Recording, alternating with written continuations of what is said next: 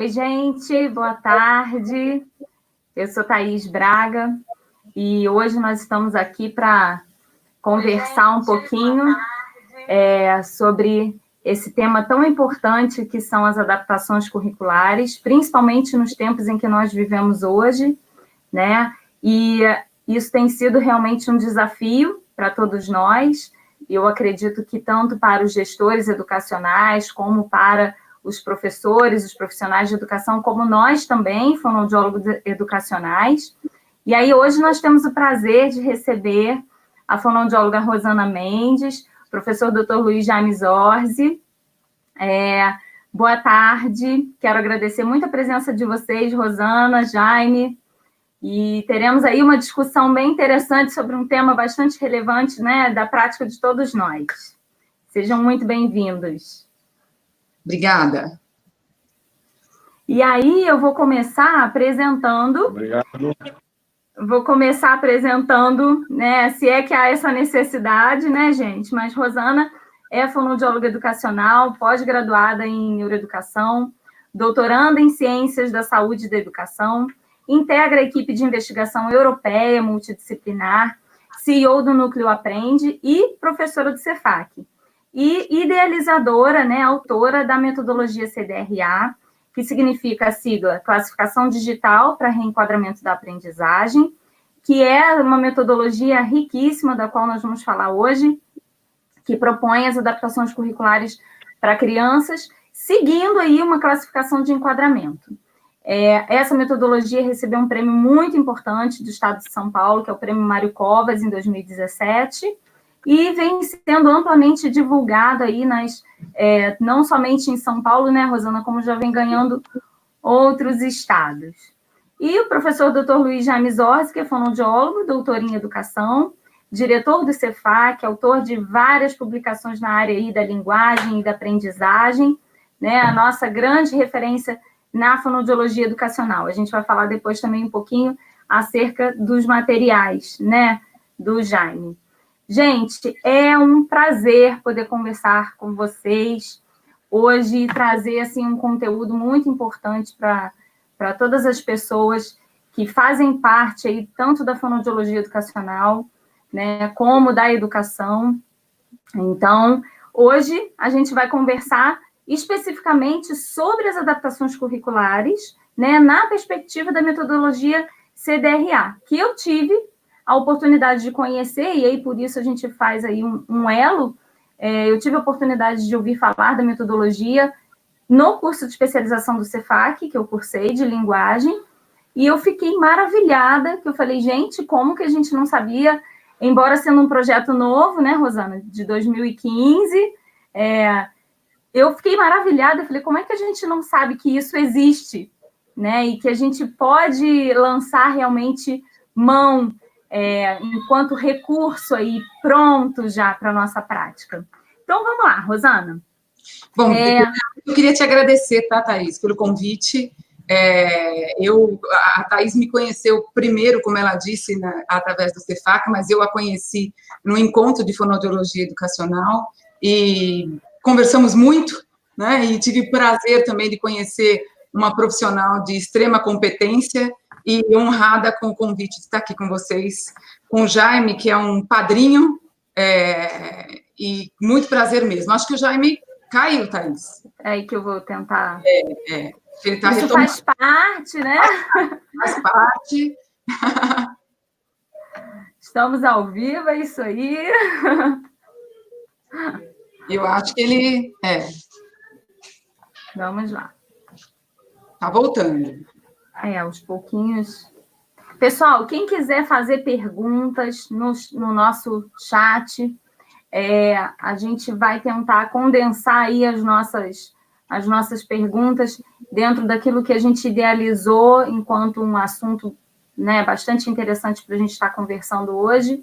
Então, o que vocês tiverem de perguntas e que vocês quiserem realmente conversar com a gente, vão sinalizando que a gente vai tentar aí ir lendo as perguntas e fazendo aí um bate-bola com todos vocês. O Jaime vai retornando, Isso, e a gente vai iniciar, né? Porque aí a gente vai conversando um pouquinho sobre a metodologia e ele vai Isso. Né? Tá Ótimo. bom? Se quiser começar. Então, vamos lá. Rosana, ótimo. Rosana, conseguiu, Jaime, chegar? Oi, tá chegando, ótimo. Aí é um horário também que eu acredito que, né, tem aí um... Tá difícil aqui. A conexão, né?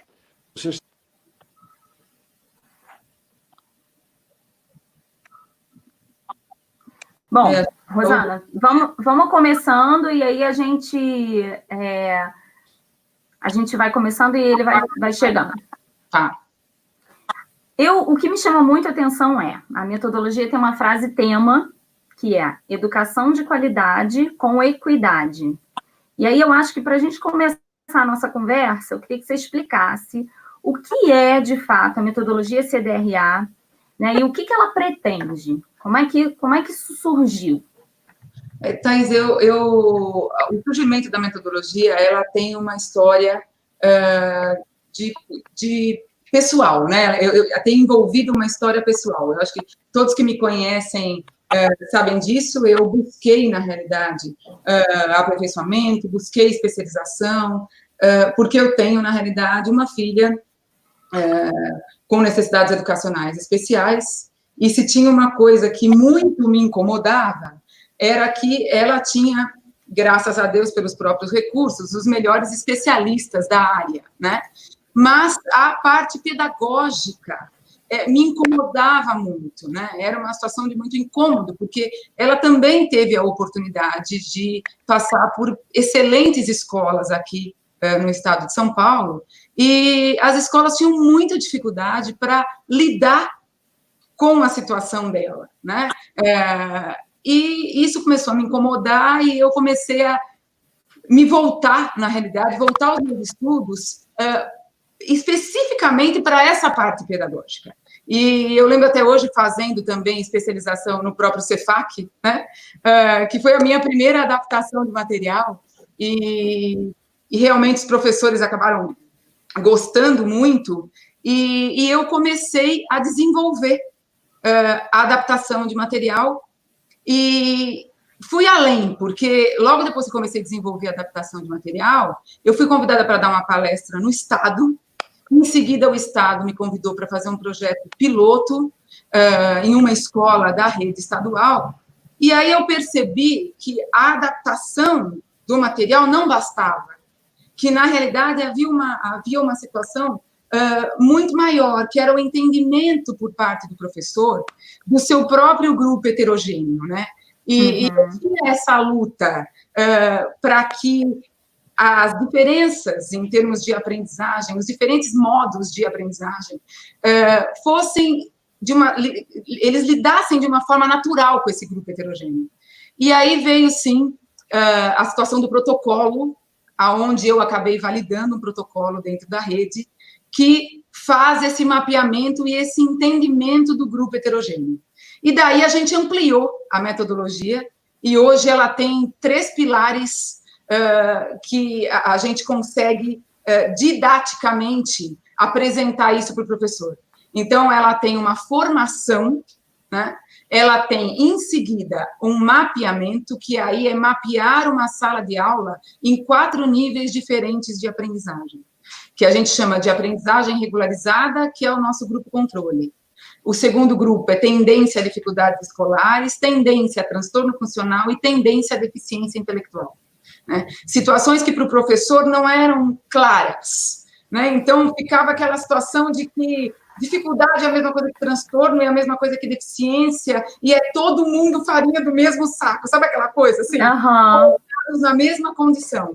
E você usou só uma palavra, desculpa te interromper, você usou uma palavra aí interessante, que é a questão da tendência, ou seja, não se tem por objetivo traçar nenhum tipo de diagnóstico. Nenhum tipo de diagnóstico. Né? Mas como uma tendência de um olhar diferenciado para aquela criança. Para aquela criança, é exatamente isso. É um protocolo que ele não tende a realizar diagnóstico, mas ele tende, na realidade, a identificar a condição atual daquela criança, né?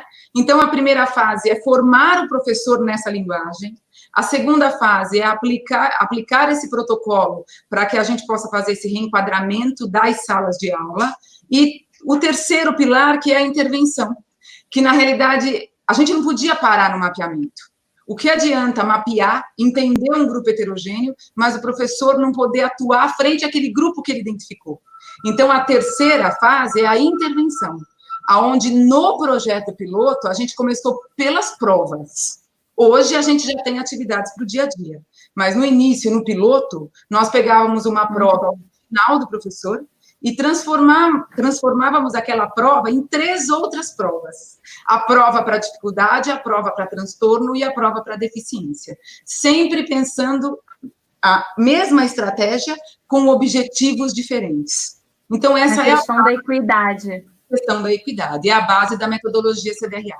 Eu consigo lidar, independente da forma que meu aluno consegue aprender, eu tenho diferentes formas para, na realidade, acessar o meu aluno. E eu acho que o que é mais rico, Rosana, que eu costumo dizer assim, que a adaptação, a gente precisa pensar numa questão de, não é privilégio a palavra, é justiça, né? É nós sermos justos com a capacidade cognitiva daquela criança, com a capacidade, que é uma capacidade, que é uma qualidade, que a gente precisa valorizar. E no momento em que você traz uma proposta que considera essa forma, você consegue alcançar resultados, né? E aí eu assisti alguns vídeos seus, depoimentos, né, de crianças que se beneficiaram das adaptações, e é realmente muito bacana. Será que a gente vai conseguir conversar com o Jaime? Eu acho que sim. Nos ouvindo? Jaime? Oi, vocês estão me ouvindo? Estamos. Vocês estão me ouvindo? Sim, estamos, que bom. Então, vamos lá. Eu acredito que tenha, de repente... Vocês conseguem ouvir? Sim. Rosana, alguém perguntou qual é a idade da sua filha hoje. 21 anos. E aí, você... Até Você consegue me ouvir? Sim, já. Sim. Estamos ouvindo. Você nos ouve? Vocês estão me ouvindo? Sim. Bom, eu acredito que tem aí um delayzinho. Jaime, de qualquer forma, eu vou direcionar a pergunta, e aí a gente tenta ver se você... Porque quando você fala, a gente ainda consegue uma conexão, tá? O Jaime, na verdade, é uma referência aí muito importante, né, profissional para a gente, e ele é um dos diretores... Rosana, vocês conseguem... Sim? Sim, conseguimos. Sim.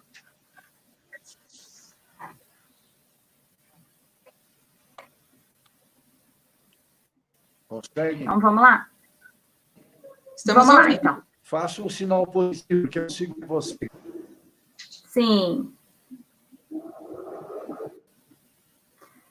Então, Jaime, como muito você... Bem. Está demorando muito a minha fala para chegar até vocês.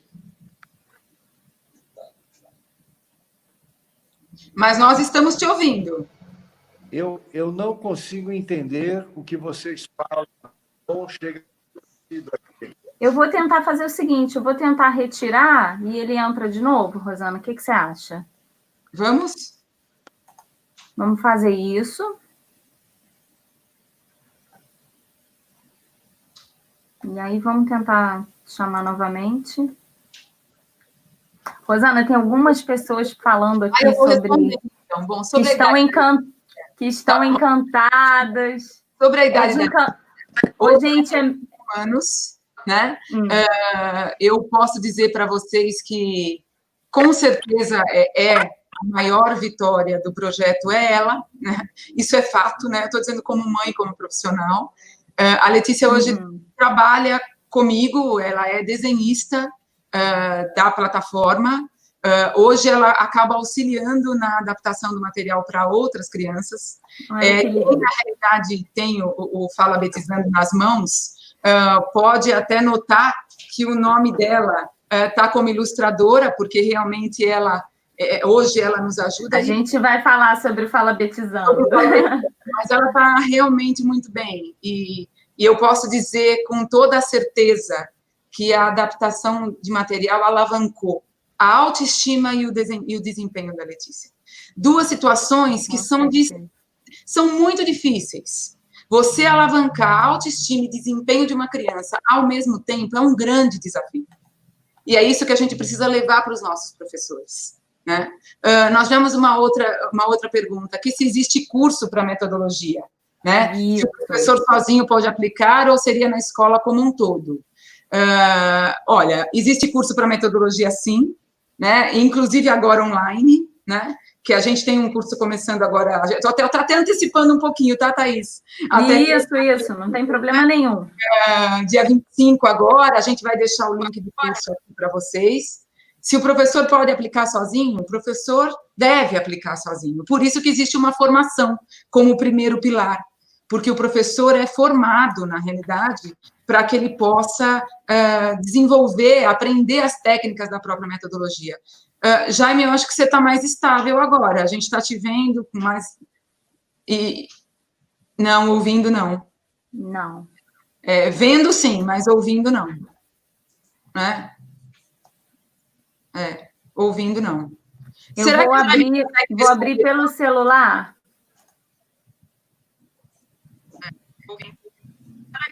Pelo celular? Pelo celular, para ver se eu consigo alguma coisa, mas está difícil. Pelo celular, a gente agora está te ouvindo. Alguma coisa, mas está difícil. Pelo celular, a gente agora está te ouvindo. Só está dando um eco que o computador deve estar aberto. Só está dando um eco que o computador deve estar aberto.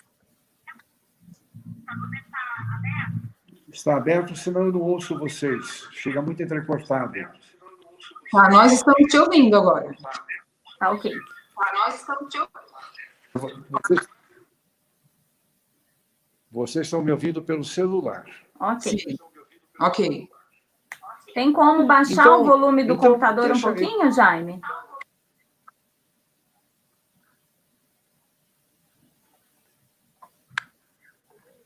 Agora não entendi. Tem como baixar um pouquinho o volume do celular, do computador? Tem sim. Aí acho que diminui o eco, a gente consegue.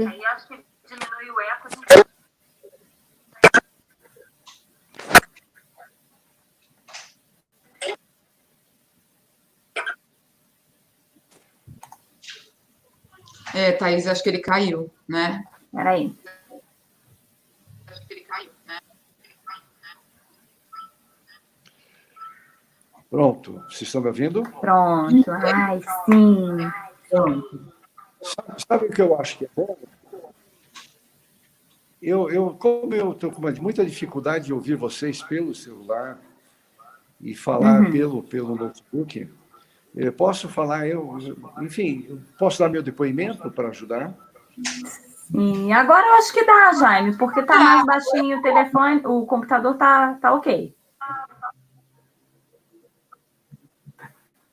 Muito bem. Então, eu vou fazer um resumo das minhas impressões, sensações sobre a metodologia da professora Rosana, né?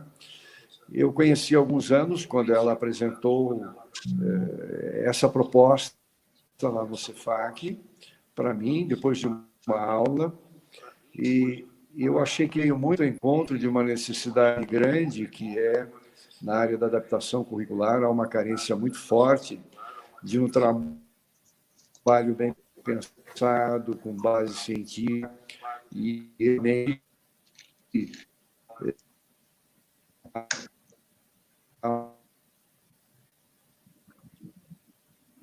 demanda grande de vários perfis, no caso, a efetiva. um grande admirador e talvez pelo trabalho da Rosana tenha servido de incentivo para ela também. Rosana, eu acho que nós temos que aproveitar todo esse seu conhecimento para formar pessoas, porque essa é uma área de extrema carência. As pessoas fazem adaptação de uma maneira totalmente diferente e provavelmente não têm os resultados que você tem. E aí nós nos propusemos a montarmos formações lá no Cefac, e mesmo fora do Cefac, já fizemos formações em outras partes do Brasil, e até mesmo para podermos atingir uma população maior. Hoje, estamos fazendo a proposta da formação online, que é, enfim, que venha ao encontro tanto de uma abrangência maior, quanto ao momento que nós vivemos de maior isolamento e tal. Então, o que eu posso dizer, assim, frente a essa situação meio difícil de comunicação que nós estamos tendo agora, é que o trabalho da Rosana é muito bem fundamentado, ela tem uma experiência muito grande em adaptação, está trabalhando em vários níveis dessa elaboração de provas e com vários perfis de alunos, e o que importa é o resultado que ela tem obtido e também o encantamento das pessoas que têm feito o curso, o quanto elas estão se sentindo assim preparadas ou mais tranquilas para prepararem uma prova, e até eu mesmo já vi depoimento de professor dizendo assim: olha, hoje eu me sinto preparado melhor, não só para fazer uma prova, mas para preparar a minha linguagem da aula, né? Isso é importante também, não é só o dia da prova que importa, é o dia a dia da aula que também é fundamental. E muito porque é fonoaudióloga e mostra quanto que o fonoaudiólogo pode contribuir, né, dentro dessa área da educação, da fonoaudiologia educacional, quanto que pode contribuir com os nossos colegas professores, psicopedagogos, que aí todos nós formamos um grande time, não é? Na realidade, de profissionais envolvidos com o propósito comum, que é botar essa criançada para aprender melhor do que estão aprendendo. Então, em poucas palavras, era um depoimento que eu acho importante, mas eu estou conseguindo acompanhar vocês. Sim. E posso complementar mais alguma coisa que seja necessário. Eu acho que o Jaime tocou num ponto que é fundamental, Rosana, que é a questão de não adaptar somente a questão da prova, né? Sim. A questão da prova é a cereja lá do dia do bolo, né? Mas todo o processo de construção aí desse bolo de aniversário, até que, enfim, se coloca essa cereja para... É o mais importante, né? É o que vai garantir a aprendizagem. É sensibilização, é uma mudança até de mentalidade, né, Thaís? Porque a adaptação, ela não é facilitação, né? E além de... E eu estou até adiantando um pouquinho o tema, mas além de ser facilitação, ela também é temporária, ela não é um processo permanente, ela é propulsora, né? Ela recupera, na realidade, não só a parte cognitiva, comportamental, como emocional. Então, a gente atua como um todo, né? Nesse aluno que era completamente desvinculado de aprendizagem, de repente começa a despertar nele uma situação, eu sei, eu posso, né? E dessa forma, você consegue, daqui a pouco, retirar essa criança do processo de adaptação.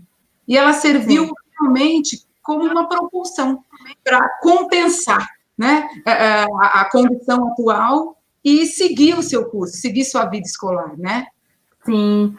E você citou, eu destaquei três questões que você citou na sua fala como base da metodologia, né, que seriam formação, mapeamento e intervenção. Sim. E aí, para a gente entender um pouquinho dessa construção, de como você, de fato, assim, as pessoas estão falando aqui, que estão maravilhadas, eu quero isso para minha filha, né? Onde é que tem o curso? A gente vai disponibilizar, gente, o link do Cefac, desse curso que vai iniciar agora, né, Rosana, dia 25. Segunda-feira, corram, segunda-feira. A gente vai disponibilizar o link de material sobre o assunto, né? Acho interessante depois, Rosana, se você puder também disponibilizar a questão dos vídeos que falam, né, sobre tudo isso. Enfim, eu queria destacar com você o porquê que esse primeiro tópico dos 3 pilares é a formação do professor, Rosana. Olha, falar não é mistério para ninguém, né, que nós temos especialistas e números que nos comprovam que a formação dos nossos professores, seja da básica até as complementares, elas estão ainda bastante longe da realidade das salas de aula. Isso é um fato constatado. Além de que a gente não pode deixar de falar um pouquinho de um cenário complicado em termos de políticas públicas, né? Onde a gente tem um progresso escolar garantido, sem avaliações diagnósticas e sem a devida recuperação, principalmente, né? A gente também não pode deixar de citar o fator imaturidade, né? A gente está frente a uma reorganização de sistemas, onde a gente tem crianças com 5 anos num primeiro ano do ensino fundamental. A minha vivência, que é muito pública, nós temos muitas crianças na rede pública que não tiveram oportunidade de passar por uma educação infantil. E a primeira vez que estão sentados numa sala de aula já é no primeiro ano. E aí a gente vai para um tópico que é importante citar, que é o nosso sistema de escrita alfabético não atendido. Quer dizer, então nós temos crianças imaturas com um sistema de escrito aí não atendido, e ainda se observa hoje uma sobrecarga de conteúdos e fases que são feito um rolo compressor, né? Habilidades cientificamente comprovadas como preditoras de leitura e de escrita dos nossos pequenos aí, que não são respeitadas. E a gente percebe uma desestimulação. Então, é um efeito que é uma bola de neve, né? Então, as crianças chegam ali no 3º, no 5º ano, sem ao menos ter concluído o processo de alfabetização. Isso é uma situação muito séria. E eu acho que o pior de tudo isso é desestimulados, sem o prazer em termos, sem vínculo com a aprendizagem. Então, por conta disso, eu acho que formar o professor hoje se torna fundamental. E eu não diria só formar, né? Eu digo formar e motivar. Por isso que eu acho que a formação, desculpa, Rosana, a formação ela vai, eu acho que refinar a empatia, né? Sim. E a compreensão de que aquilo é algo muito além do que necessariamente aparenta. Porque hoje a gente precisa, na realidade, também dar um apoio muito grande para os professores. Até pela situação, né, pela situação atual da educação brasileira, o que dirá nessa época de pandemia, então, né? Então, os nossos professores estão também sobrecarregados. E, muitas vezes, você, com uma formação... A minha experiência, eu falo que é muito gratificante, né? Porque a gente eleva a autoestima do aluno e do professor. Sim. Porque ele define todo um processo e vê que é possível. Mesmo ele se sente capaz de ensinar e a criança se sente capaz de aprender, né? Então, a formação do CDRA, ela passa por conceitos básicos, conceitos de diversidade, dos marcos de desenvolvimento, sobre como é possível prevenir problemas de aprendizagem. Ela possui dinâmicas e oficinas que acabam contribuindo e muito para essa prática do professor frente ao grupo heterogêneo. A gente tem dinâmicas dentro da formação que eu adoro ler os depoimentos depois que os professores passam pelas dinâmicas, né, que elas estão online agora, né, então eu já tive professores que passou pela dinâmica, por exemplo, do autismo, e me mandam uma mensagem assim, meu Deus, é assim que o meu aluno autista se sente dentro da sala de aula? É sim assim que o seu aluno autista se sente dentro da sala de aula. Então, essas dinâmicas que nós montamos na formação, eu acho que tem até alunos meus por aqui, porque eu estou lendo alguns e é verdade, o quanto essas dinâmicas acabam mexendo com os professores, né? E são necessárias, se sentir na condição do aluno, né? Sim. E a gente também tem oficinas práticas de adaptação, onde vamos colocar a mão na massa, vamos adaptar, né? Então, é esse treinamento. Por isso que a formação é tão importante. Para você ter uma ideia, Thaís, Eu falei que o CDRA é composto por 3 pilares: formação, mapeamento e intervenção. Nenhum professor vai passar para o mapeamento ou para a intervenção se ele não passar pelo processo de formação. A formação, ela é fundamental. É a base, né? Às vezes, no Cefac, o pessoal do Cefac me liga perguntando, mas tem alguém querendo entrar no módulo 8 do curso. Não pode. Porque aí já perdeu toda essa base tão importante e que sensibiliza também. Né? Eu acho que a palavra sensibilização, ela é fundamental no processo. O aprendizado, ele vai ser sempre fundamental, né? Nós só construímos boas pontes se nós soubermos aquilo que a gente está fazendo, aquilo que a gente, para o qual nós somos chamados, né? E a união, né, da saúde e da educação, né? A contribuição que a saúde tem para a educação e que a educação tem para a saúde, que é uma troca valiosíssima. É uma via de mão dupla, sem dúvida. E, Jaime, a gente já sabe que, assim, o Cefac, ele tem um público mais composto por fonoaudiólogos, né? Tinha, né? Seria o público master aí do Cefac. E aí, na sua observação, trazer a metodologia para o Cefac trouxe mudanças em termos de público para o Cefac? Ou você observa se outros novos profissionais de outras áreas, fazendo o que a Rosana acabou de citar em relação à mão dupla entre a saúde e a educação, você percebeu se houve alguma mudança nesse sentido? Na realidade, contribuiu, sim, para que a gente pudesse ampliar o público. Há alguns anos, o nosso foco inicial sempre foi o fonoaudiólogo. Né? Na nossa origem, o nosso público era o fonoaudiólogo. Agora, na medida que a gente foi entrando na área da educação, na área da aprendizagem, na área da neuropsicologia, nosso público está aumentando. Nós temos volume de psicopedagogos já bastante grande que faz as nossas formações. Nós já temos um público significativo, né, voltado para outras profissões que não só o fonoaudiólogo, porque o Cefac se tornou uma referência em termos de formação também para esses profissionais. O curso do CDRA veio agregar muito valor a essas formações, porque ele trouxe, inclusive, algo diferente e nos aproximou ainda mais desse público e nos aproximou ainda mais, principalmente dos coordenadores pedagógicos e de uma outra face da educação que a gente ainda não tinha feito a formação. Então, eu acredito que enriqueceu muito, no mínimo enriqueceu bastante aí a nossa dimensão. E nós temos aproveitado também para fazer a divulgação do CDRA junto a esses profissionais, né? Ampliando aí a extensão, o alcance da metodologia. Por que a gente faz isso? Porque a gente acredita, acima de tudo, a gente acredita que essa formação é fundamental para o professor, pedagogo, para o próprio fonoaudiólogo que está envolvido aí com a questão da educação.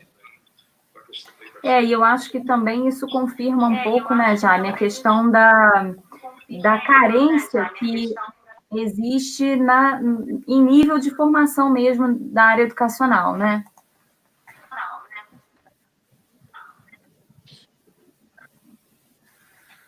Sem dúvida. Existe uma carência muito grande.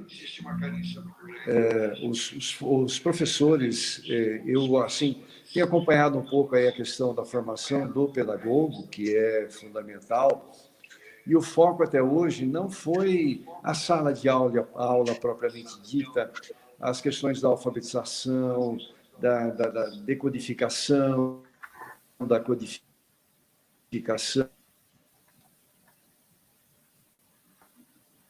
chama de processo de propriamente do texto, no uso social do texto. E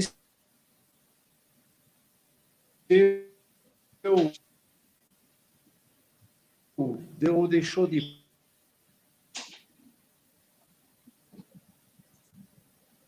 Cortou o áudio, né? Cortou o áudio. Eu estou até aguardando, porque está oscilando, né? Está oscilando bastante. Está com um delay um pouquinho maior, né? Sim. O Jaime também hoje está no... deixou a par na aquisição do processo ético mesmo.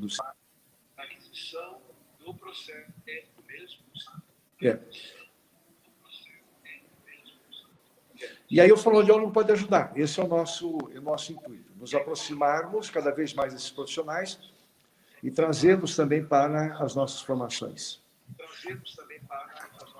Rosana, você falou a respeito da formação, né? E aí o segundo pilar, que seria o mapeamento. E aí eu acho que é nesse momento que entra realmente a palavra reenquadramento, que é o R, né, da sigla CDRA. Explica para a gente sobre esse pilar aí, que é importantíssimo dentro da metodologia, que eu acho que é um grande diferencial de tudo aquilo que a gente já pôde ouvir falar a respeito de adaptação. Eu gosto muito de explicar essa fase, né, Thaís, porque quando a palavra reenquadramento, às vezes para algumas pessoas pode dar a sensação de querer enquadrar a criança numa situação homogênea, e de forma nenhuma, né? Quando a gente fala em reenquadramento, a gente fala de trazer essa criança para um novo quadro, para um novo cenário, para novas possibilidades. Então, por isso a palavra reenquadramento, né? E ela é muito forte na fase que a gente chama de mapeamento, né?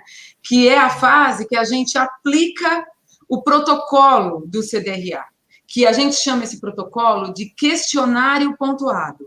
Então, é um protocolo, é um questionário que parte os pais respondem, parte os professores respondem.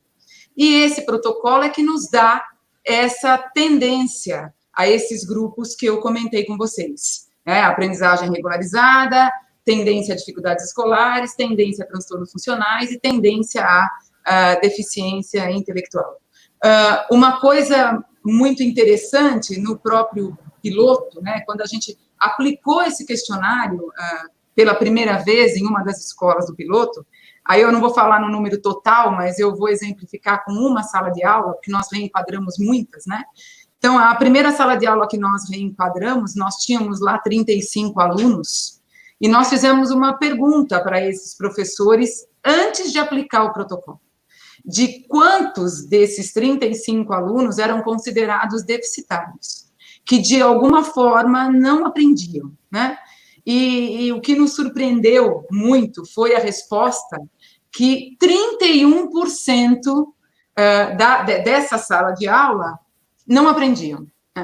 E aí nós aplicamos o protocolo, e desses 31%, 25% só tinham dificuldades escolares. Nossa, maravilhoso. Né? E os outros 6%, quer dizer, 4% transtorno, 2% deficiência, o que vem ao encontro da própria literatura. Né? A gente tem aí uma média de 5% a 6% de crianças com algum tipo de necessidade educacional especial. Né? E a gente, então, começou a perceber o valor do protocolo na conscientização e na autonomia, para que o professor pudesse atuar com um pouco mais de segurança nesses 25% que só tem dificuldade escolar. Segurança e assertividade, né? Uma atuação de cunho pedagógico, né? Então, essa situação foi uma situação que chamou muito a atenção e que trouxe uma validação do próprio protocolo dentro da Secretaria da Educação, e a gente conseguiu ampliar esse trabalho. E também a redução de encaminhamentos para a área da saúde. Com certeza. Um filtro muito importante, né, Rosana? Muito importante. O professor precisa de instrumentos para que ele possa trabalhar, para que ele possa reconhecer a condição de aprendizagem dos seus alunos, porque ele pode também prevenir problemas, como ele pode atuar nos problemas identificados, né? Então, eu acho que essa é uma situação de muito valor, né? Por isso que eu gosto de dizer, reenquadrar não é homogeneizar, não é, de forma nenhuma, tá? E nem segregar, né? E nem segregar. Nem segregar. Você sabe que o Jaime está aqui presente, eu lembro até hoje que quando eu contei um pouquinho para ele de toda a história, do protocolo, e ele comentou comigo, você não tem um pouquinho de receio de levar essa tendência à dificuldade, a transtorno e à deficiência né? Será que eles vão entender como rótulo? E aí eu falei para ele, olha, Jaime, só depois que eu aplicar, que eu tiver bastante experiência, isso há quase 6 anos atrás. Você sabe que os próprios professores trouxeram essa resposta para mim, dizendo que não, que pelo contrário, né? Entender agora que eles têm níveis diferentes, modos diferentes de aprendizagem é uma coisa. Antes, as crianças eram taxadas de preguiçosas, delinquentes, né? Então, isso sim, na realidade, é uma marca que ninguém, absolutamente ninguém pode ter, né? E o objetivo não é criar rótulos, né, Rosana? Pelo contrário, é desmistificar situações. Sim, sim. Então, foi um susto para os próprios professores. Eu lembro até hoje uma das diretoras que comentou, nossa, mas dos 31, 25% só dificuldade. E aí vem ao encontro também da situação atual do nosso país, de defasagens pedagógicas, né, Thaís? Com certeza. A gente precisa ter meios... E as defasagens pedagógicas sendo sempre muito atreladas aos transtornos de aprendizagem, né? É preciso separar esse joio do trigo aí para que a gente realmente tenha... Porque defasagem pedagógica, ela potencializa, né? Sim. Qualquer situação, seja mesmo dos transtornos ou da própria deficiência, a base pedagógica, ela, se não existir ou se ficar uma lacuna muito grande, ela vai potencializar, né? Isso é um fato. E, Rosana, teve uma pergunta aqui, se há alguma diferença na aplicação da metodologia entre fono e psicopedagogo? Olha, eu, na realidade, hoje, a metodologia, eu tenho muitos alunos fonoaudiólogos, psicopedagogos, isso é fato, né? Os fonoaudiólogos acabam se utilizando do próprio protocolo e do conhecimento das técnicas. Os fonoaudiólogos e os psicopedagogos, os dois podem atuar da mesma forma, inclusive, né? Porque é uma metodologia que viabiliza a orientação dos professores. E são dois profissionais que estão na linha de frente, que lidam com situações de déficit de aprendizagem. E essa orientação, ela precisa ser cada vez mais refinada, cada vez mais especializada, né? Então, nós precisamos nos atualizar, estudar cada vez mais para orientar professor.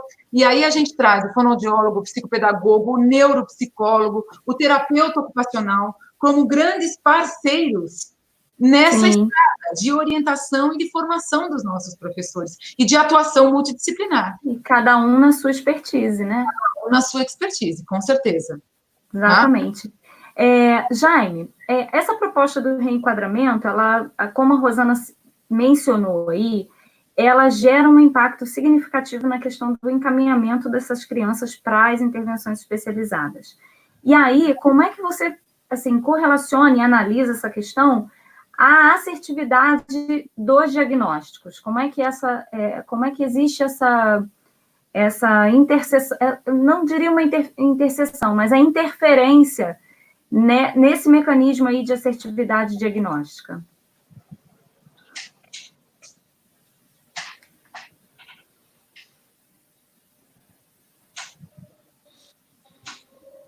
Está me ouvindo? Sim? Sim. O sinal. Bom, eu acho que o reenquadramento, na realidade,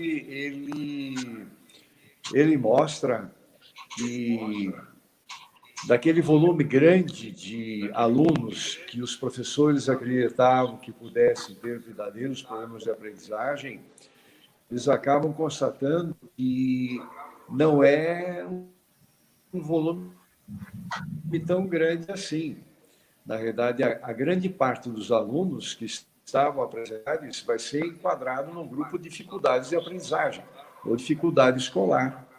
Então, isso já é um fato muito importante, porque tira aquela tendência de patologizar. Criança que não aprende é criança com problema. Criança que não aprende é um desafio, acima de tudo. E um desafio para nós ensinar essas falsamente não aprendem, elas são capazes de aprender. Então, mostra que a maioria das crianças tem um potencial muito bom, tem uma condição muito favorável e que estavam sendo vistas de uma maneira distorcida. Então, isso tende a diminuir até mesmo o encaminhamento ou aquela tendência a fazer o encaminhamento que normalmente os professores têm. E fica uma margem muito mais estreita e muito mais objetiva de crianças que, de fato, podem precisar e vão requerer um atendimento extraescolar, como é o caso do deficiente intelectual, como é o caso do distúrbio neurofuncional, como uma dislexia, um déficit de atenção, ou um autismo, por exemplo.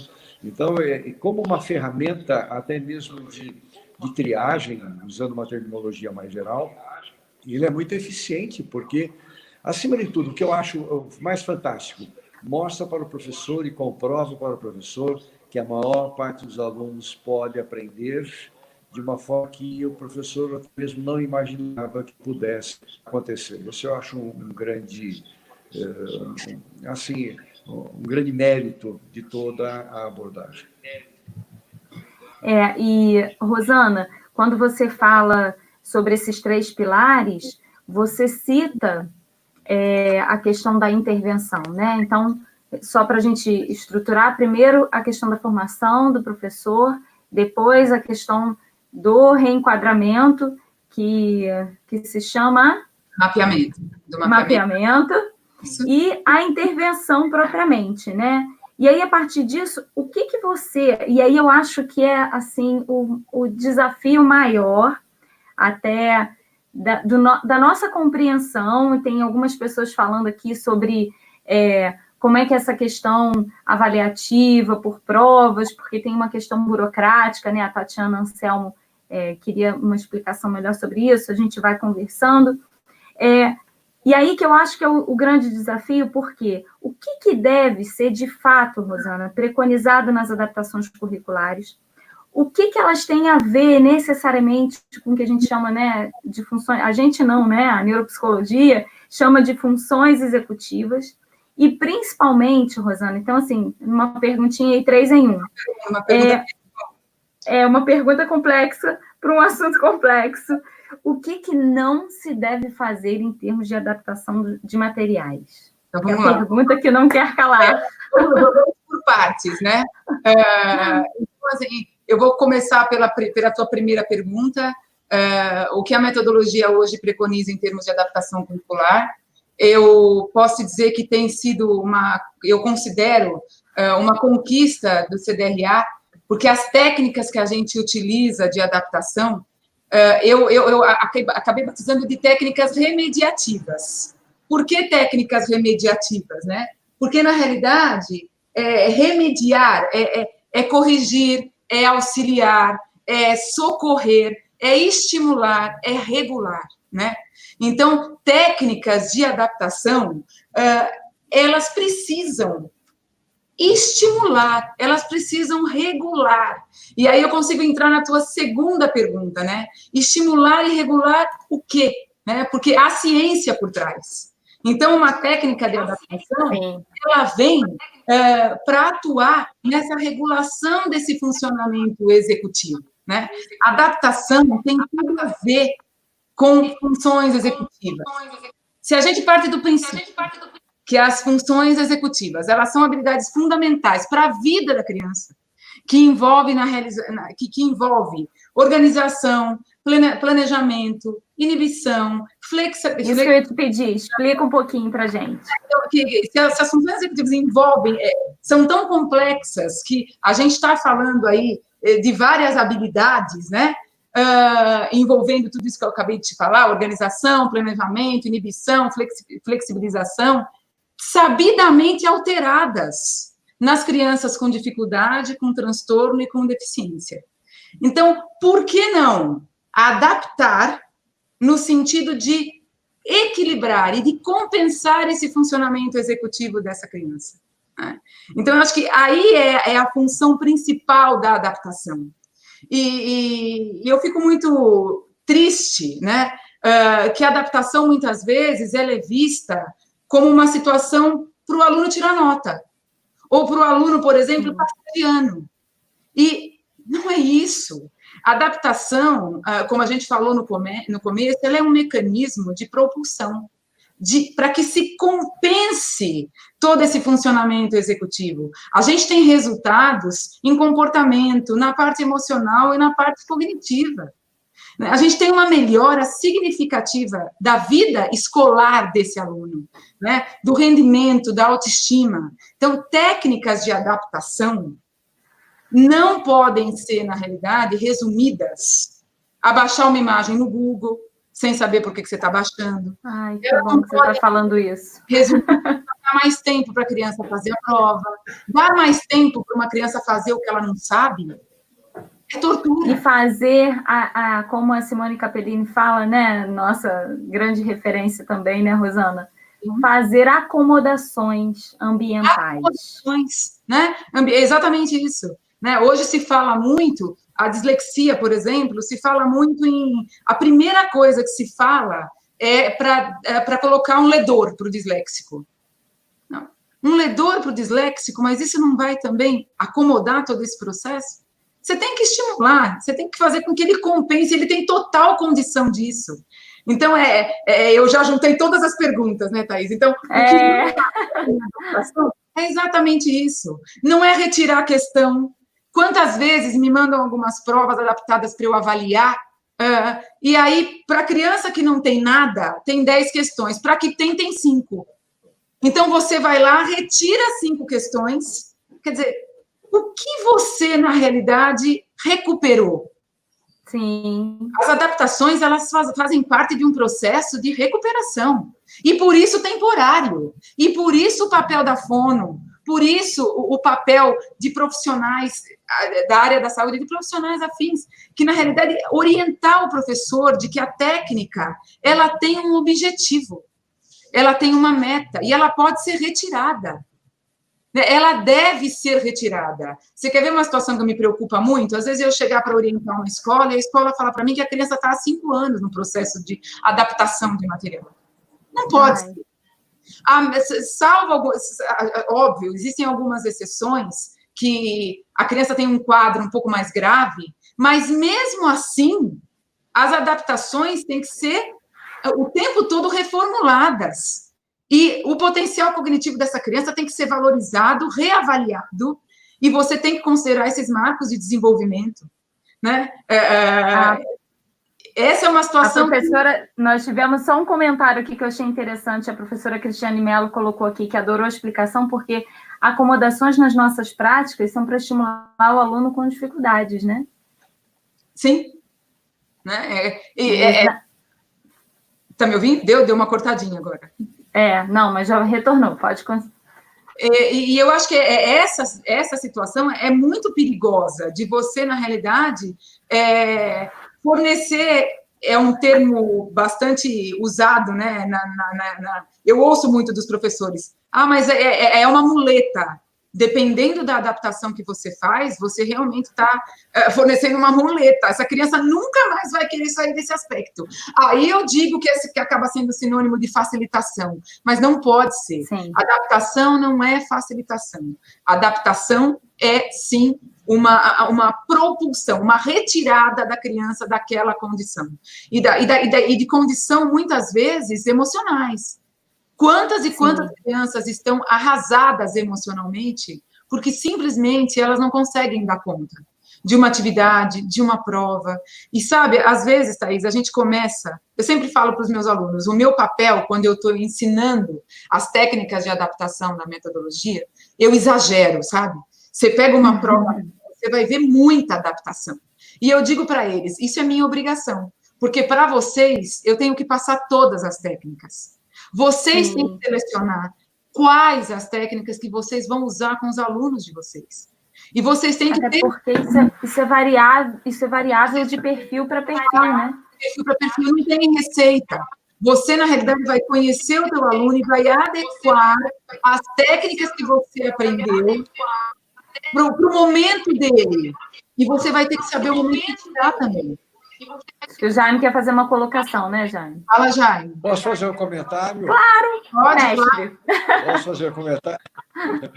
Então, a conversa está ótima. Pena que estamos aqui com problema técnico. Né? Mas é o seguinte, a noção de acomodação, não é deixar o cara sossegado, não, acomodado. A noção de acomodação é ajuste. Ajuste que nós temos que fazer para nos aproximarmos do aluno. E quando você pensa numa adaptação de sucesso, ela não facilitou a vida do aluno, pelo contrário, botou o aluno para pensar. Ela botou o aluno para raciocinar, ela botou o aluno, tirou o aluno de uma posição cômoda e botou numa posição ativa, porque o conhecimento ficou mais acessível para ele. Pegar uma prova e alguém vir lá te ajudar, isso é negativo. Agora, você criar uma condição que você leva a pessoa a pensar, que você torna essa pessoa ativa, que vai buscar o resultado, que se envolve com a tarefa, eu acho que é o ganho maior, muitas vezes maior do que o próprio conhecimento em si. Uma informação qualquer. Essa atitude de se sentir capaz, a atitude essa de que pode superar um problema, pode enfrentar um problema. O nosso desafio é como estruturar o problema que ele se torne assimilável para o sujeito. Se torna nível, que ele torne alguma coisa, só ele pode raciocinar e pensar. Esse é o resultado mais efetivo, mais positivo, eu acho que dessa abordagem e de outras que têm assim, esse mesmo princípio do ajuste. Né? Então, a adaptação não é, como vocês estão falando, facilitar, ajudar, resolver, fazer de conta que o aluno sabe. Isso é muito... Ou somente adaptar para avaliar, né? Vocês sabem que uma situação que é muito recorrente, né? E aí eu digo que assim, eu sempre pontuo que a adaptação mexe muito com essa autoestima e com esse vínculo com a aprendizagem. Sabe? Não é incomum na nossa prática de adaptação de material, eu digo que cada prova adaptada ou cada atividade adaptada, eu falo que ela é uma verdadeira obra de arte, né? Eu adoro olhar para ela. E os alunos também falam a mesma coisa. Nossa, como essa atividade ficou maravilhosa. E essa sensação é a sensação do aluno. Quantas vezes eu tenho depoimento de professor que fala para mim que foi aplicar uma atividade adaptada depois que ele fez o curso, e o aluno olhou para esse professor e falou para ele: Pro, você fez isso para mim? Olha o significado de uma frase como essa, né? Você fez isso para mim. Quantas vezes, né? Um valor, né? Valor, você fez isso para mim, né? E eu consegui entender tudo. Então, eu lido muito com as prioridades, sabe? Às vezes a gente recebe crianças que elas estão emocionalmente arrasadas, elas colecionam frustrações. Então, o nosso primeiro objetivo com a adaptação curricular é retirar essa criança desta condição. É mostrar para ela, você pode, você é capaz, na realidade, de conquistar essa nota, já, eu não gosto muito de falar em nota, mas o nosso país é quantitativo, e isso é... E em seguida, você vai recuperando essa criança naturalmente, envolvendo ela em todo o processo de aprendizagem. E retirando também tudo isso, né? Então, a adaptação de material, ela envolve emoção, cognição, equilíbrio, né? E não existe melhor caminho para resgatar autoestima, gerar vínculo e, consequentemente, melhorar desempenho. Porque a melhora do desempenho é uma consequência de todo esse processo. Por isso que eu digo, que desempenho é uma consequência de todo esse processo. Né? Diga. Desculpa, continua. Eu gosto sempre de pontuar, né? Um período de adaptações responsáveis muda completamente o curso da vida de um aluno. E eu falo que eu me considero privilegiada, porque eu já vi isso acontecer muitas vezes. O que dirá na minha casa, né?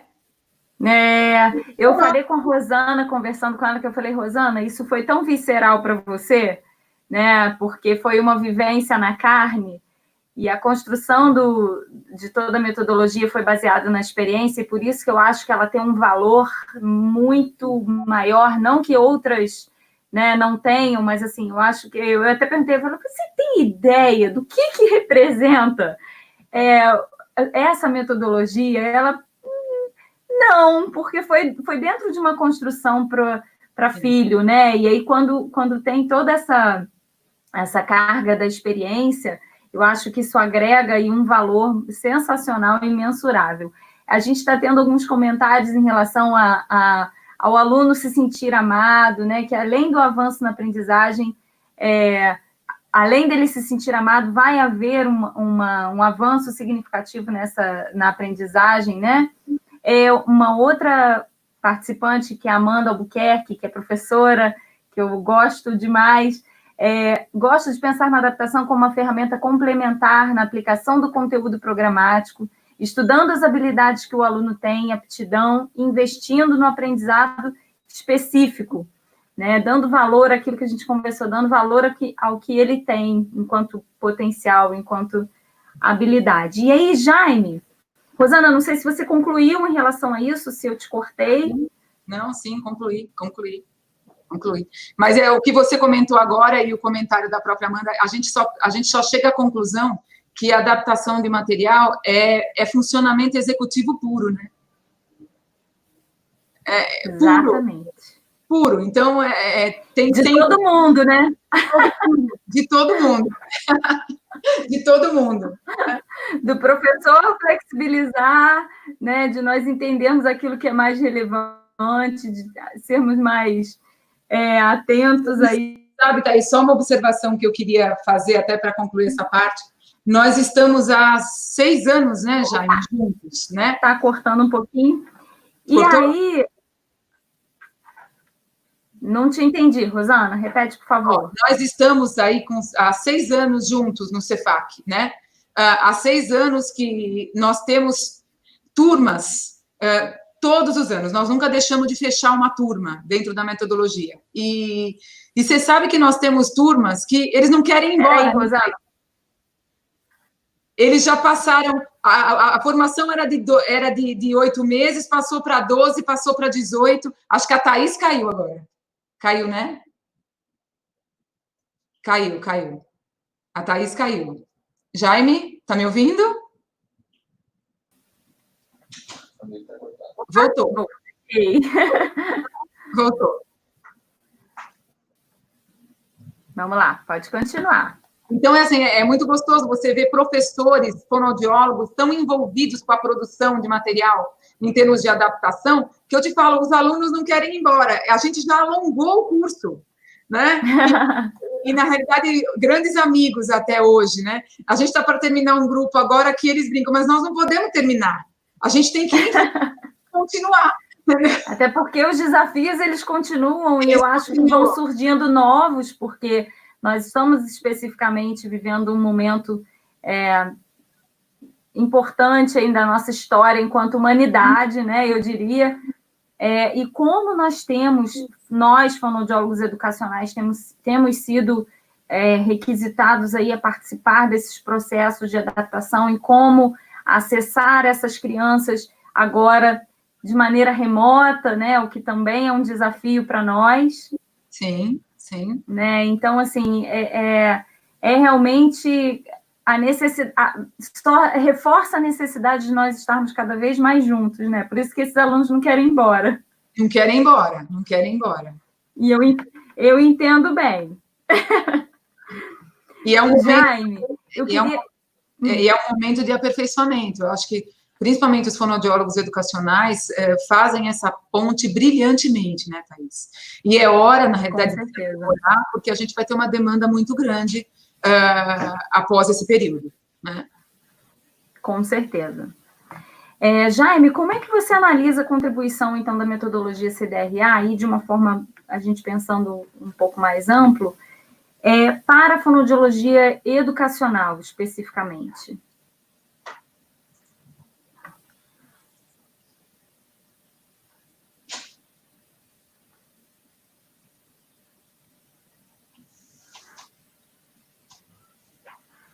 Está sem áudio. Sem áudio,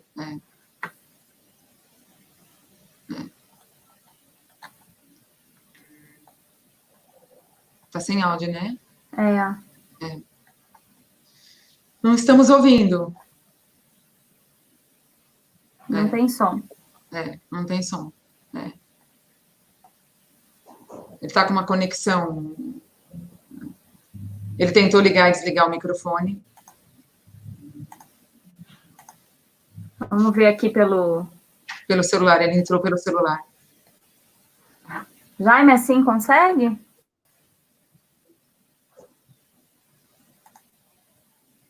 Não, acho que ele não está conseguindo.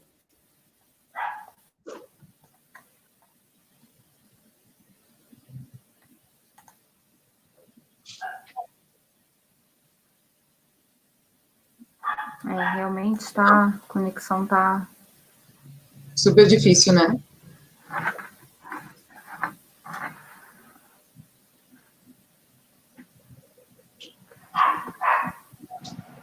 Sem som mesmo. Sem som? Sem som. Rosana, você quer comentar a respeito do que você pretende, assim, enquanto fonoaudiólogo educacional, contribuir com todo esse trabalho, né, para o crescimento, para o fortalecimento da nossa área enquanto especialidade? O nosso recado em termos de fonoaudiologia educacional é realmente que os fonoaudiólogos se especializem, se empoderem de instrumentos, na realidade, que possam prevenir problemas de aprendizagem. Adaptação de material é, sim, de competência do fonoaudiólogo. Nós temos todo o conhecimento em torno de linguagem, é linguagem pura. Às vezes a pessoa fala, mas a adaptação de material é para o fonoaudiólogo? É para o fonoaudiólogo, sim, nós temos domínio total desse assunto, né? Em orientar o professor, principalmente, é uma troca valiosa de conhecimento, né? Se empoderar da própria BNCC. Essa é uma situação que nos aproxima muito da linguagem do professor. Eu acho que a linguagem é uma coisa que distancia, muitas vezes, o fonoaudiólogo educacional do professor. E eu acho que a gente está conquistando bastante esse espaço por ter conhecimento na área educacional, por conhecer o chão da escola, né? Então, essa é uma situação. Quando você vai atuar dentro da escola, você tem que conhecer a linguagem do professor. Exatamente. Então, esse conhecimento dessa linguagem do professor é fundamental. E eu acho que essa é a luta maior hoje dentro da fonoaudiologia, para que a gente se especialize, para que a gente estude sobre essa linguagem que cerca a educação e que tem tudo a ver com a nossa prática. Que tem tudo a ver com a nossa prática. Né? E é verdade. Certeza. Esse é um período crucial que nós podemos, na realidade, em termos de habilidades, a gente pode ajudar e muito os professores a que essas crianças adquiram essas habilidades básicas. É fundamental a atuação da fonoaudiologia educacional. O Jaime acho que conseguiu voltar agora. Conseguiu, Jaime? Conseguiu, Jaime? Não. Não. Tenta fazer... Está no mesmo esquema do telefone e do... Vamos abrir aqui os dois. Tenta por esse caminho. Não.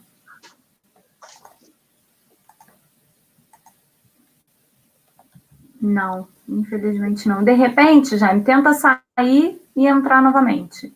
Enquanto isso, a gente vai conduzindo aqui. Então, acho que essa marca essa situação da nossa atuação, né, Thaís? A gente não pode perder... não pode de jeito maneiro. habilidade para que ela possa adquirir conteúdos. E eu acho que essa situação de não perder habilidades é uma atuação que o fonoaudiólogo faz com muita propriedade hoje, o fonoaudiólogo educacional. Nós tivemos aqui, eu fiquei muito feliz que nós tivemos, assim, muitos comentários ao longo do nosso bate-papo aqui em relação à fonoaudiologia educacional, as contribuições, né? Tem várias pessoas aqui com as quais eu trabalho, várias pessoas que colocaram aqui, que trabalham com você, aplicando a metodologia aí na prática, e isso só nos faz, Rosana, eu acho que mola mestre, assim, termos mais desejo de buscar cada vez mais essa contribuição e esse incentivo para que a gente possa agregar valor realmente à educação. Eu acho que a contribuição da fonoaudiologia educacional é nesse sentido, né? Nós promovermos um crescimento de dentro para fora, né? enquanto parte da equipe técnico-pedagógica, nós podemos contribuir com conhecimento, com estratégias, para que, de fato, isso chegue até o nosso objetivo, que são os alunos, né? Mas não tem como chegar aos alunos sem passar pela equipe técnica, sem passar pelo professor, sem estreitar essa relação, né, de conhecimento, de confiança mútua, né? Eu acho que isso é o que... O protagonista dessa história, né, Thaís? O professor é o protagonista dessa história, né? E exatamente. Muitas dúvidas surgem, né? E a gente só... É uma troca de conhecimento. Com certeza. Vamos ver se a gente... Jaime, vamos fazer mais um teste? E agora, me ouvem? Oh, sim! Que coisa, né, gente? Nem Freud explica, gente. Alguém deve explicar, viu? Que pena. Gostaria de falar mais das coisas. Mas agora está ótimo. Aproveita. Ótimo. Mas eu, assim, complementando aí nessa direção que vocês estão colocando, eu vejo o papel do fonoaudiólogo educacional muito forte na formação do professor, no trabalho dentro de uma equipe, sendo ali um companheiro, um colega que vem trazer seu conhecimento, principalmente na área da linguagem. Você sabe que uma das maiores carências dos nossos alunos é uma competência linguística, ou são competências linguísticas, em todos os níveis. O vocabulário, normalmente, deles é restrito. E não estou falando só das crianças com problemas, não, nitidamente com problemas. Estou falando dos escolares de uma maneira geral, e não falo da exceção, de uma ou outra escola, das melhores escolas, ou enfim, da população mais privilegiada. Falo da maioria da população, que frequenta principalmente escolas públicas. Eles têm uma carência de linguagem muito grande. Muitas vezes nós vamos fazer uma intervenção num determinado nível, por exemplo, trabalhar a ortografia das crianças, mas a gente observa que o nível de linguagem é tão baixo que a gente precisa trabalhar uma base linguística anterior até chegar num elemento mais sofisticado, como seria a questão da ortografia, por exemplo, ou mesmo na alfabetização. Muitas vezes a gente começa a alfabetizar uma turminha e a gente vê que faltam elementos linguísticos básicos, o conhecimento linguístico básico, e tem que se partir para um programa mais simples e mais abrangente de linguagem. Então, eu vejo que o fonoaudiólogo tem um espaço muito grande na área escolar para trabalhar junto ao professor, para desenvolver metodologias, como nós temos aí, metodologias para alfabetizar, para ortografar, metodologias voltadas, como o que nós estamos discutindo hoje, o CDE, aí para a questão da adaptação das provas, né? e que serve de modelo de inspiração para uma adaptação mais geral da linguagem para o dia a dia da sala de aula, o quanto isso é importante. E o impacto que isso tem no aluno, o aluno sentindo que entender é a contrapartida de tudo.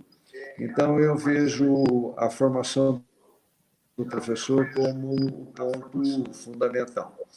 Seria muito bom se nós pudéssemos trabalhar nos cursos de pedagogia, de formação do pedagogo, para levar, enfim, esse tipo de experiência, a diferença que faz a linguagem, né? E que é uma das nossas carências mesmo. Então, a fonoaudiologia educacional só se engrandece com esses trabalhos e com a competência desses profissionais que estão aí vestindo a camisa do que nós chamamos de fono educacional.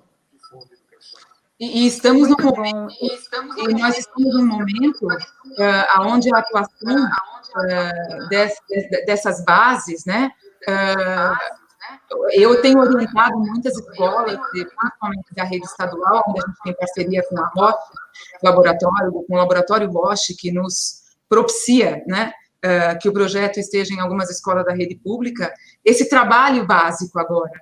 Então, olha a importância do fonoaudiólogo educacional conseguir passar para essas escolas um trabalho hoje sistemático para o desenvolvimento dessas habilidades, né? E sugerir atividades. eu sempre digo para os professores que a gente tem reunião todas as semanas agora, né? Vamos aproveitar o momento para trabalhar essas bases. Vamos fortalecer essa criança para o retorno dela. Né? Então, é uma troca valiosíssima em relação a isso agora. Né? E é um momento que o fonoaudiólogo tem auxiliado e muito, e tem total condição de auxiliar, tem expertise para isso, tem conhecimento, para desenvolver junto com o professor algumas atividades que essa criança possa fazer e voltar mais fortalecida em termos de bases. Com certeza. E, assim, eu fico muito feliz da gente ter tido essa conversa, porque nós temos aqui 2 referências de profissionais, fonoaudiólogos educacionais, que são autores de materiais para a educação, né? A Rosana criou recentemente, né, o método de alfabetização, né, metodologia de alfabetização Falabetizando, que também recebeu o prêmio, né, no último Brain Connection, que é um importante congresso da área, como é agora em 2019, e que é mais uma... E temos o Jaime como um autor também referente de materiais na área da fonoaudiologia, mais voltadas para a questão da alfabetização, voltadas para a questão do desenvolvimento da linguagem e da aprendizagem, né? E assim, como isso é importante, né? Realmente para que se fundamente o tamanho da nossa contribuição, o tamanho da contribuição que nós podemos oferecer aí para a educação enquanto parceiros, né? Então, eu queria, assim, agradecer profundamente a vocês 2 pela disponibilidade em conversarem comigo e com os nossos convidados aqui sobre esse assunto. Eu acho que nós teríamos aí muitos assuntos para discutir, né, Rosana? Muitas coisas, né, Jaime, para falar sobre adaptação, falar sobre aprendizagem. Você ia comentar, Jaime? Não, eu tenho muito assunto mesmo. Não é? Muito, e aí, né? E aí eu quero, assim, muito agradecer a vocês. A gente tem aqui pessoas que estavam lá em Aracaju conosco, que é a Beatriz, né? E quero agradecer muito a participação de todos e que a gente possa... Eu acho que essa quarentena trouxe isso de bom, né? Nós estamos distantes, mas estamos criando novas conexões, fazendo aí novas pontes profissionais, que é aí fruto do nosso anseio por contribuir, por oferecer mais e mais daquilo que a gente faz por amor, né? Mas eu também queria agradecer muito, queria comentar com vocês que amanhã eu tenho uma outra live com a Renata, e que a gente vai continuar um pouquinho esse assunto, né? Principalmente dessa atuação nas defasagens educacionais, nas defasagens pedagógicas, que a gente teve a oportunidade aqui de falar um pouquinho dos grupos, mas atuar nas dificuldades escolares, muitas vezes que as pessoas nem consideram como um processo inclusivo, é uma situação super importante da gente conversar, mesmo porque elas virão aí numa situação realmente muito difícil depois de todo esse período, né? Então, amanhã a gente tem uma outra live às 8h. E também, quem quiser rever a live sobre a metodologia com a Simone, e com a doutora Simone e com a Ângela, que esteve aí comigo a semana passada, consegue rever no próprio canal, com o meu nome, Rosana Mendes Ribeiro. E agradecer muito, Thaís, muito por estar aqui, né? Apesar da gente teve aí alguns problemas técnicos, né? Que hoje é super normal. Fazem parte, né? Infelizmente, fazem parte, mas... Infelizmente. E olha, se eu não conseguir acompanhar, porque eu consigo acompanhar pouco as perguntas, mas prometo que se a gente não respondeu algo, Thaís, eu respondo e você envia, né, pelo teu canal. Okay. Mas eu vou dar uma olhadinha com carinho em todas as perguntas, tá bom? Tá, joia. Eu quero dizer para vocês todos que a live vai ficar disponível no canal do YouTube, né, no Fono Consciência, Nós vamos disponibilizar também os links de acesso ao material Falabetizando, né, aos materiais do Jaime, e também aos cursos, enfim, as formações, para que a gente possa viabilizar o acesso de tudo isso, né, Rosana, que é tão rico, aí ao máximo de pessoas que nós conseguirmos. Eu quero deixar um beijo muito carinhoso para vocês, muito especial, e agradecer mais uma vez por essa oportunidade. Jaime, meu querido mestre, Rosana, minha nova parceira e referencial profissional aí, tá bom? Muito obrigada. Se vocês quiserem deixar aí, Jaime, uma palavra final. Ele está com um áudio muito... beijo. Está muito picotado. Obrigada, gente, pela participação de todos vocês. Tchau, tchau.